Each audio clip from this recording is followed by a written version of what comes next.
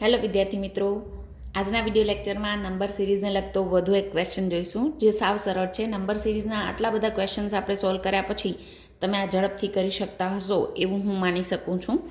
આપણે શ્રેણી આપેલી છે 10, 100, 200, 310. આપણે નજીકની જ સંખ્યાઓ દેખાઈ રહી છે. 10 પછી 100 એટલે ગુણ્યા 10 પછી ગુણ્યા 2 એવી રીતે નથી લાગી રહ્યું, રાઈટ? એટલે ડિફરન્સ જોઈએ. તો અહીંયા 10 અને 100 વચ્ચેનો ડિફરન્સ છે 90, 100 અને 200 વચ્ચેનો ડિફરન્સ છે 100, 200 અને 310 વચ્ચેનો ડિફરન્સ છે 110.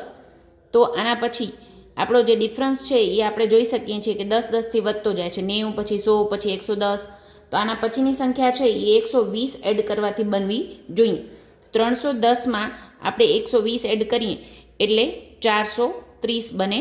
તો આપણા ઓપ્શનમાં 430 આપણા ડીમાં આપેલા છે એટલે ડી આપણો રાઈટ આન્સર બનશે.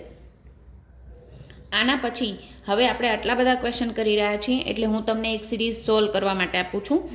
40, 60, 80, 100, 120 અને પછી ક્વેશ્ચન માર્ક છે અને આન્સર તમને 4 આપેલા છે.